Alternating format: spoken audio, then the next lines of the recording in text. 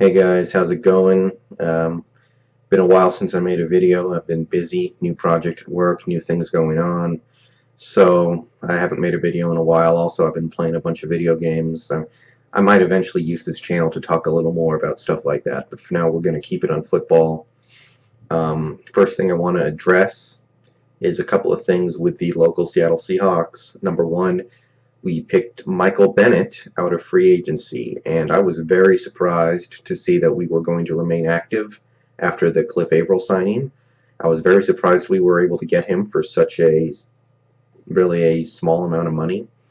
1 year deal. If he doesn't work out, then it doesn't damage our cap at all moving forward because it's a 1 year contract. It doesn't hurt our ability to re-sign some of our upcoming free agents at all, which is excellent. And last night I read that he's apparently got a torn rotator cuff, and he probably doesn't need surgery for it, and he played through most of it last year, and apparently that's fine. He doesn't need surgery in the immediate future. I don't know all the parameters of the situation, because to me it sounds like, why not let him have the surgery now so he's ready for the season? But apparently it's not that bad of a rotator cuff tear, so I don't know, but happy to have him on board. Now, if Chris Clemens takes a long time to bounce back from his ACL injury, and he, doesn't play until, say, week 8, we can survive without him. We might even thrive without him. Bruce Irvin, Cliff Averill, and Michael Bennett now. And Michael Bennett was a guy I talked about a little bit in a previous video about, this is a guy I wouldn't mind seeing us target. And now we have him, and we have him for peanuts. 1 year, $5 million. If it doesn't work out, then we just let him go. If it works out, then we either keep him or we let him go, whatever. But there's pretty much no risk involved in this signing, which is why it's a real coup for John Snyder. And I couldn't be more excited about the pass rush and the way it's going to be shaping up for this next season. I was surprised to see us active at all in free agency, and we basically patched up all our needs. So defensive tackle in the draft, and I can't even think of any other positions where we're going to need anything. So now Leon Washington, we've waved goodbye to him. I wasn't surprised. We save a little bit of money by doing it. Obviously, Percy Harvin's going to be our kick returner now, probably, and possibly punt returner as well. Maybe Golden Tate moves to that role. We'll see. But I'm sorry to see Leon go. He was a great Seahawk. He made a lot of plays for us. I really liked the game that he brought. And sad to see him go, but it was appropriate. So he'll find a home somewhere else, I think, and I think he'll be good wherever he goes. Now, I want to talk about a mock draft that I wrote. Yesterday, I was just thinking about the draft, thinking about all the teams, thinking about team needs, and I thought it's time for me to put together a mock draft. So, here is my technically third mock draft, but this is the first one I'm presenting to you guys. The other two I just kind of did to myself. So, let's talk it through. First 32 picks of the draft, just round number 1. And here's what I have. We have the Kansas City Chiefs taking Luke Yockel, offensive tackle from Texas A&M, with the number 1 pick. At this point, I'm expecting the Kansas City Chiefs to trade their pick, possibly to the Eagles or the Cardinals, so whoever trades up can get Luke Yockel, because at this point, I think it's become near consensus that Luke Yockel is the best player in this draft.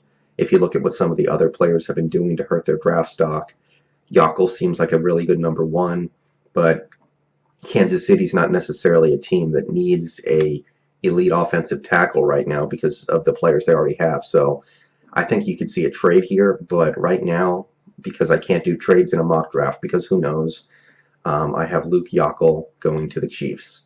Number 2, Jacksonville Jaguars, Geno Smith, quarterback out of West Virginia. I'm not a big fan of most of the quarterbacks in this draft. I don't think this is a great quarterback draft, but it just kind of makes sense for the Jaguars to do this. It just, with the new ownership, the new regime, it makes sense that they would want to move on from the Blaine Gabbert era and just take whatever quarterback is out there. even though I don't think it's necessarily a wise choice. I'm not a huge fan of it. I think it has a chance to work out. Like, I think Geno Smith has a chance to be a good NFL quarterback. And Jacksonville, I don't think there's any other pick they could make that would be particularly stellar. So might as well try to restart the franchise. Number 3, Oakland Raiders, Jarvis Jones, outside linebacker from Georgia. Oakland, they need linebacker help, and Jarvis Jones, just a solid number 3 pick. Number 4, Philadelphia Eagles, Eric Fisher, offensive tackle out of Central Michigan. Philly's offensive line was atrocious last year, and they haven't done anything this offseason to fix it, so now's the time. And Fisher's a guy who seems to be moving up the draft boards, and I could definitely see him going in the top 5. Number 5, Detroit Lions, D. Milner, cornerback out of Alabama. Detroit's pass defense last year was terrible. Now, I could see them drafting a defensive end because they lost Cliff Averill to the Seahawks, but I think they're going to go D. Milner. It was a close call, though, between a couple other players. Number 6, Cleveland Browns, Sharif Floyd, defensive tackle, Florida. Floyd is a guy who just seems to slowly be moving up on everyone's radar, and I think by the time the draft rolls around, he could be somebody who could possibly go in the top 5, and nobody would bat an eyelash because he is a physical freak. But right now, I just have him going number 6. I think by the time the draft rolls around, the value is going to be so high, I think Cleveland's going to have a hard time saying no. 7, Arizona Cardinals, Matt Barkley, quarterback, USC. I wonder if the whole USC connection with Matt Leinart would scare him off, but they need a quarterback. He's obviously had his struggles over the past calendar year because, not calendar year, but, year, because he didn't have a great season. He didn't have great workouts, but I think the cards are in play for him to remain in the top 10 by going here to Arizona. Number 8, Buffalo Bills, Star Lotulelei. I probably mispronounced that, but Buffalo just really needs a elite defensive presence because their defense is atrocious, and Star is, he might have gone number 1 overall in my opinion if not for his heart condition. So maybe Buffalo takes a chance here and wind up with a real steal with the Star. Number 9, New York Jets, Chance Warmack, offensive guard, Alabama. If they're going to stick with Mark Sanchez for one more year, they may as well give him as much as they can around him to succeed on offense. Number 10, Ezekiel Anza, defensive end out of BYU.